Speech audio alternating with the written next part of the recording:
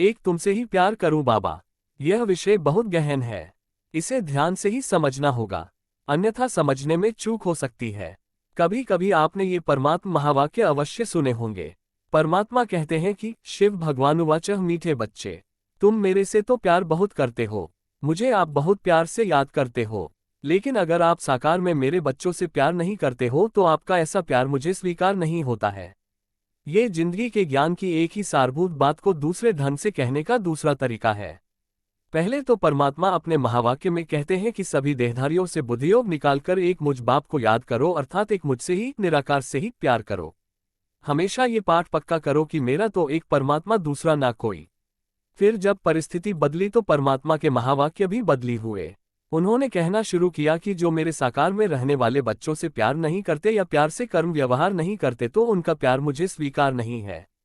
यदि ऐसा सही मान ले तो फिर सवाल उठता है कि पहले किसको प्यार किया जाए, पहले किसको प्यार से याद किया जाए। पहले निराकार परमात्मा को प्यार करें या प्यार से याद करें, या पहले साकार में रहने वाले साकार मनुष्यों से प्यार से कर्म व्यवहार करें। पहले किससे प्यार करें? यदि पहले साकार वाले बच्चों से प्यार करें या उनके साथ प्यार से कर्म व्यवहार करें तो इसका अर्थ ये हुआ कि साकार वाले लोग निराकार परमात्मा से भी बड़े हो गए। उदाहरण के तौर पर यह हमारा व्यवहारिक और पारिवारिक तथा सामाजिक तौर पर एक नैतिक नियम है कि हमें सर्वप्रथम तो स्वयं से ज्ञान, आयु और अनुभव में जो बड़े लोग होते हैं उनको प्रणाम या सम्मान करना चाहिए। ये प्रणाम या सम्मान का भाव ही उनके प्रति प्यार का भाव होता है। उसके बाद ही छोटों को प्रणाम स्नेह सूचक सम्मान करना चाहिए। यदि साकार वाले बच्चों से प्रथम रूप से प्यार या सम्मान करते हैं तो फिर साकार वाले बच्चे ही परमात्मा से बड़े हो जाते हैं। यदि परमात्मा को सर्वप्रथम रूप से मनुष्य आत्मा को प्यार करना या प्यार से याद करना चाहिए तो फिर सवाल उठता है कि 70-80 वर्षों से निराकार परमात्मा को प्रथम रूप से प्यार करने या प्यार से याद करने वाले लोग भी साकार वाले बच्चों से प्यार से कर्म व्यवहार क्यों नहीं कर पाते या प्यार से कर्म व्यवहार में क्यों नहीं आ पाते हैं। ये कहा गया है कि तुम मुझे इन चरम चक्षुओं से नहीं देख सकते हैं, इसलिए मैं तुम्हें दिव्य दृष्टि चक्षु देता हूं, तब तुम मुझे देख सकते हो। जिस चीज को हम अपनी सामान्य अवस्था से अपने चरम चक्षुओं से नहीं देख सकते हैं तो हमें साकार में रहते हुए उसे याद करने में कठिनाई तो होगी ही।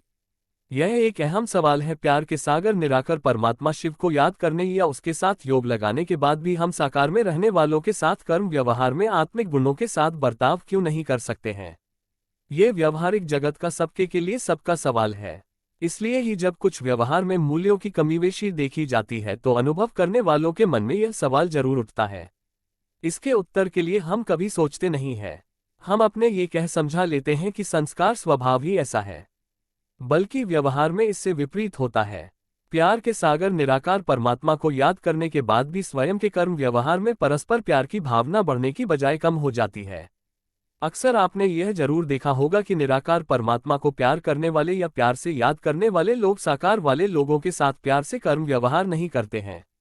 ऐसे लोगों के मन में अक्सर एक बड़ी ही गलत धारणा बन जाती है कि मेरा तो एक दूसरा ना कोई। योग के हिसाब से यह धारणा बड़े काम की धारणा होती है, लेकिन यदि इसी धारणा को कर्म व्यवहार और संबंधों में भी ले आते हैं तो ये धारणा बड़ी भ्रांत धारणा बन जाती है। अधिकतर लोगों से यही गलती भी होती है कि वे इस अवधारणा के कारण कर्म व्यवहार के संबंधों से विमुख हो जाते हैं। परिणाम स्वरूप यह अवधारणा संबंधों में बेपरवाह रहने वाली और संबंधों को खराब करने वाली धारणा बन जाती है। मनुष्य के कर्म व्यवहार के संबंधों में तो सिर्फ एक ही व्यक्ति नहीं होता है। मनुष्य के निकट या दूरस्थ संबंध तो सैकड़ों, हजारों और लाखों लोगों के साथ होते हैं। कर्म व्यवहार और संबंधों के मामले में मेरा तो एक और दूसरा ना कोई वाली मानसिक अवधारणा काम नहीं कर सकती है।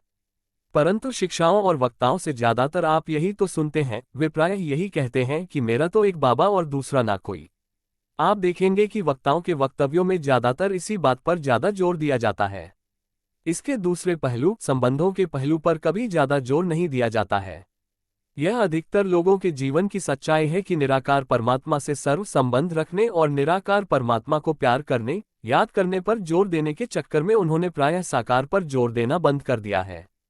निराकार में लोग इसलिए भी मानसिक और भावनात्मक रूप से जुड़ जाते हैं क्योंकि निराकार हमारी बातों का या हमारी बातचीत का साकार वालों की तरह कभी प्रतिक्रिया नहीं करता है या कभी जवाब नहीं देता है।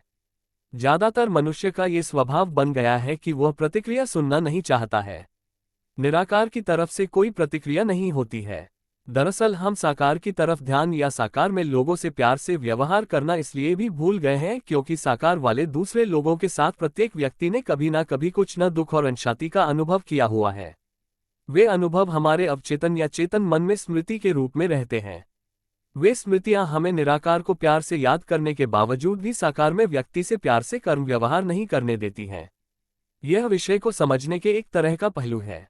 कई लोगों को आपने ऐसा कहते हुए भी सुना होगा कि हम तो विश्व से प्यार करते हैं, सारा विश्व हमारा है, हम विश्व सेवाधारी हैं। इस बात को या वक्तव्य को केवल भावनात्मक रूप से ठीक माना जा सकता है, लेकिन जब साकार में प्रैक्टिकल व्यवहार में आओगे तो इस अवधारणा से या ऐसा समझने से काम नहीं चल सकता है। विश्व तो हमें नक्शे में दिखता है, प्रैक्टिकल प्रत्यक्ष रूप में हमारे सामने नहीं दिखता है। प्रैक्टिकल प्रत्यक्ष में तो हमें मनुष्य दिखते हैं, मनुष्यों से हमारा आमना सामना होता है, मनुष्यों से साकार में हमारा कर्म व्यवहार होता है। इस प्रकार से मनुष्य तो प्रैक्टिकल में है। विश्व कहीं कोई ऐसी चेतन वस्तु या चैतन्य आत्मा जैसी कोई चीज नहीं है जिसके साथ कोई डायरेक्ट क्रिया या प्रतिक्रिया या प्यार आदि दिव्य गुणों का कर्म व्यवहार किया जा सके। ठीक इसी तरह से आपने कभी ऐसे भी लोग देखे होंगे जो कहते हैं कि हम मानवता से प्यार करते हैं। अब हमें मनुष्य तो दिखते हैं, हमें मानवता तो कहीं भी नहीं दिखती है। मानवता तो सिर्फ उनकी कल्पनाओं में होती है। क्योंकि आप मानवता से प्यार करते हैं या ना करते हैं, विचार करने की बात है कि मानवता आपको ये कभी उलाहना देने या आपको कुछ शिकायत के रूप में कहने के लिए कभी नहीं आएगी कि आपने मेरे से प्यार भरा ईमानदारी से व्यवहार क्यों नहीं किया। यह मानवता से प्यार है, ऐसा कहना सिर्फ प्यार भरा व्यवहार करने से बचने का एक तरीका है। ऐसे लोग भी आपने देखे होंगे कि जो कहते हैं कि हम मानवता को प्रेम करते हैं, लेकिन उनके अपने पड़ोसी और परिवार से हमेशा उनकी अनबन और लड़ाई झगड़ा चल रहा होता है। मनुष्य जीवन जीने के लिए और इस तरह की संबंधों की समस्या से बचने के लिए कोई न कोई अस्थायी तरीका निकाल लेता है।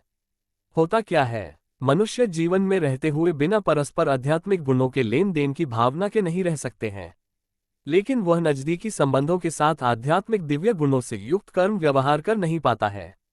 तब वह ये मानवता को प्रेम करने के विचार की अपने मन में एक अवधारणा बनाकर जीवन जीने का एक दूसरा तरीका निकाल लेता है, जबकि मानवता तो साकार रूप में कहीं भी नहीं है जिसे हम दिखा सके कि यह रही मानवता। मानवता कहीं भी नहीं दिखती है। मानवता तो जीवन मूल्यों की भावना का दूसरा नाम है। यह मानवता को प्यार करना तो उनका जैसे तैसे जीवन जीने का एक बहाना हो जाता है। यदि इसी मनोविज्ञान को ठीक तरह से समझा जाए तो लगभग यही स्थिति निराकार परमात्मा को प्यार करने या याद करने की बनती है। इस अवधारणा में भी एक प्रकार की भ्रांत अवधारणा काम कर रही होती है, क्योंकि निराकार परमात्मा तो साकार में कहीं दिखते नहीं हैं। जो दिखता है वह सब साकार का ही दिखता है। साकार में रहते हुए जो नहीं दिखता है तो उससे प्यार करना साकार मनुष्य के साकार की सामान्य स्थिति कैसे हो सकती है। साकार मनुष्य की और निराकार परमात्मा की प्रकृति बिल्कुल अलग अलग होती है। निराकार होकर निराकार को प्यार करना या प्यार से याद करना वह अलग बात है, वह एक अलग अवस्था है। साकार होकर रहने से निराकार से प्यार सिर्फ हमारे मन की भावना इमेजिनेशन में होता है, वह वास्तव में साकार में प्रैक्टिकल में नहीं होता है। प्रधान उठता है कि अगर निराकार परमात्मा को सबसे प्रथम रूप से प्यार से याद करना बिल्कुल ही सही विधि होती तो निराकार परमात्मा को प्यार से याद करने वाले लोगों की भी साकार में रहने वाले साकार के बच्चों से ईर्ष्या द्वेष या अनबन क्यों होती। ऐसी स्थिति में यह विचारणीय हो जाता है कि कहीं ना कहीं आध्यात्मिक और मनोवैज्ञानिक ज्ञान को समझने और उसका प्रयोग या उपयोग करने में समझने और समझाने वालों से कोई नासमझी हो रही है, कहीं कोई चूक हो रही है। वह नासमझी और चूक क्या है, आइए इस पर विचार सागर मंथन करें। निराकार परमात्मा को हम प्यार का सागर कहते हैं। हम समझते हैं उसकी प्यार की केवल एक बूंद ही मिल जाए, निश्चित ही वह प्यार का सागर है, पर वह परमात्मा वास्तव में ही प्यार का सागर है। यह अनुभव हमें हमारे मन की एक सबसे ऊंची दिव्य निराकारी अवस्था में ही होता है।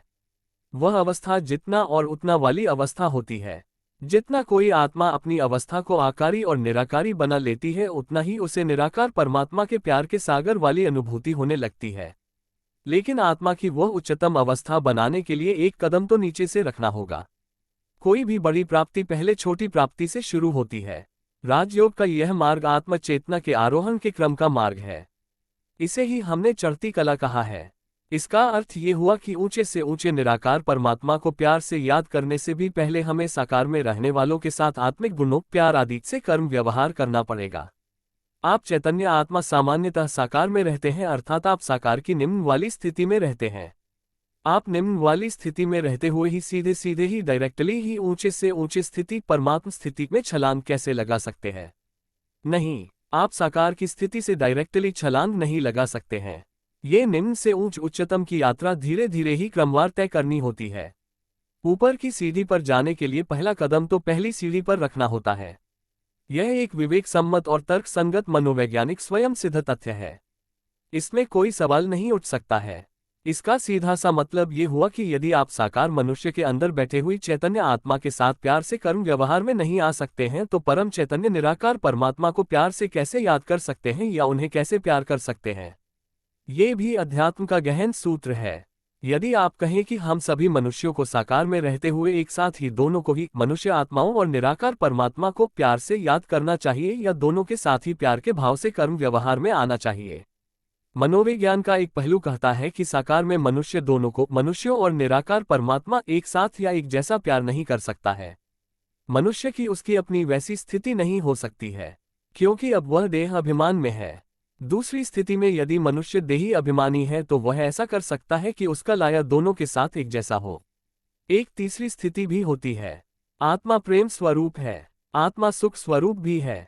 याद रहे कि आत्मिक प्रेम का गुण सभी आत्मिक दिव्य गुणों का आधार होता है। यदि आत्मिक प्रेम का गुण होता है तो सुख का गुण भी होता है। यदि मनुष्य प्रेम स्वरूप होगा तो वह सुख स्वरूप भी होगा। जब मनुष्य सुख स्वरूप के अनुभव की स्थिति में होता है तो वह निराकार परमात्मा को याद नहीं करता है। इसलिए कहा है कि दुख में सुमिरन सब करे, सुख में करे ना कोई। मनुष्य सुख के अनुभव के लिए ही परमात्मा को याद करते हैं। ये भी बड़े से बड़ा मनोविज्ञान है। उपरोक्त विश्लेषण से मनुष्य के लिए यह एक पहेली सी हो जाती है कि एक और तो कोई मनुष्य परमात्मा को तब तक प्यार से याद नहीं कर सकता है जब तक वह मनुष्यों के अंदर बैठे हुए चैतन्य आत्माओं का साथ प्यार करता है, अर्थात वह अपनी आत्मिक प्यार की भावना का भावनात्मक संबंध मनुष्यों से नहीं रखता है। दूसरी ओर यदि वह साकार में शरीरधारी मनुष्य आत्माओं से प्यार नहीं करता है तो परमात्मा उसके प्यार को स्वीकार नहीं करते हैं। यानी कि इसका गहरा मतलब ये हुआ कि साकार में आपका मनुष्यों के साथ कर्म व्यवहार में प्यार नहीं होने के कारण आप निराकार परमात्मा को भी प्यार नहीं कर सकते, अर्थात आप निराकार परमात्मा को भी प्यार से याद नहीं कर सकते हैं। तीसरी तरफ मनुष्य एक साथ दोनों को प्यार से याद या व्यवहार नहीं कर सकता है। अब व्यक्ति करे तो क्या करे? यह मनुष्य के लिए एक पहेली बन जाती है। इस स्थिति का एक ही उपाय है। वह उपाय है कि व्यक्ति स्वयं से प्रेम करे, अर्थात अपने प्रेम स्वरूप में स्थित हो जाए। साकार शरीर में रहते हुए ही अपने स्वयं के चैतन्य स्वरूप प्रेम स्वरूप का अनुभव करे। चूंकि आत्मा स्वयं अपने आकार और निराकार स्वरूप में प्रेम स्वरूप है ही, इसलिए साकार शरीर में रहते हुए ही राजयोग के गहन अभ्यास द्वारा अपने आकार और निराकार स्वरूप अर्थात अशरीरी और फरिश्ता स्वरूप का अनुभव करे। तब आपका प्रेम स्वरूप स्वतः प्रकट होगा। तब निश्चित रूप से आपका वह प्रेम स्वरूप के प्रकंपन पहले नजदीक फैलेंगे, उसके बाद दूर दूर तक फैलेंगे। उसके बाद उस प्रेम स्वरूप के प्रकंपनों का तादात्म्य परम चैतन्य निराकार परमात्मा के साथ भी किया जा सकता है, अर्थात निराकार परमात्मा को प्यार से याद किया जा सकता है। तब आप प्यार या अन्य आत्मिक गुणों के संदर्भ में दोनों कार्य कर सकेंगे। आपका प्यार मनुष्य आत्माओं तक भी पहुंचेगा और मनुष्य आत्माओं तक पहुंचने के कारण परमात्मा तक भी पहुंचेगा और परमात्मा को आपका प्यार स्वीकार भी होगा। इसको ही हमने राजयोग की परिभाषा में समावेश किया हुआ है। राजयोग की परिभाषा क्या है? स्वयं को आत्मा समझ मुझ निराकार ज्योतिबिंदु स्वरूप शिव परमात्मा को याद करो। इसमें स्वयं को आत्मा समझ का भावार्थ है कि पहले अपने मन बुद्धि के ध्यान को अंतर्मुखी होकर स्वयं के आत्मस्वरूप पर एकाग्र केंद्रित करिए और अपने आत्मिक स्वरूप में टिककर स्वयं के आत्मस्वरूप का अनुभव करो। उसके बाद मुझ परमात्मा को याद करो। ये है राजयोग की परिभाषा। राजयोग की इस परिभाषा में ये कहीं भी नहीं है कि मुझ निराकार शिव परमात्मा को डायरेक्टली ही याद करिए। पहले स्वयं के चैतन्य आत्मा स्वरूप को याद करिए और उसके बाद मुझे परम चैतन्य को याद करिए। तो मूल चीज क्या हुई? मूल चीज हुई कि पहले स्वयं को प्यार से याद करिए, पहले स्वयं के आत्मिक स्वरूप को जागृत करिए, उसके बाद ही साकार मनुष्यों के अंदर बैठे हुए चैतन्य आत्माओं को और उसके बाद ही आकार में अवस्थित आत्माओं को और उसके बाद ही निराकार स्वरूप को प्यार से याद करिए। ये राजयोग का भी एक क्रम है। ये साकार सो आकार सो निराकार का एक क्रम है। हम सेवा के बारे में तो अक्सर यह कहते रहते हैं कि चैरिटी बिगिंस एट होम, अर्थात सबसे पहली सेवा स्वयं से और स्वयं के नजदीकियों से शुरू होती है। लेकिन आत्मिक गुणों के बारे में हम ये सूत्र भूल जाते हैं। हम डायरेक्ट ही दूसरों को या आकार या निराकार की बात करते हैं और क्रम को उल्टा कर देते हैं। आखिरकार विषय का सार यह हुआ कि प्रेम की सभी परिभाषाओं से परे रह, प्रेम की सभी भ्रांतियों से मुक्त रह, प्रेम के सभी विकृत रूपों से परे रह। राजयोग के गहन अभ्यास द्वारा अपने स्वयं के सत्य स्वरूप आत्मिक स्वरूप का अनुभव कीजिए। आत्मिक स्वरूप के अनुभव में प्रेम के वे सभी अनुभव सन्निहित हैं जो आपको और आपकी आंतरिक आत्मिक स्थिति को क्रमवार उन्नत करते हुए एक ऐसी दिव्य स्थिति तक पहुंचा देते हैं जिस स्थिति से परमात्म दिव्य अनुभव किए जा सकते हैं। अपने सत्य स्वरूप आत्मिक स्वरूप का अनुभव करिए। शेष सभी दिव्य गुणों का कर्म स्वयं में अपने आप ही होता है। Thank you.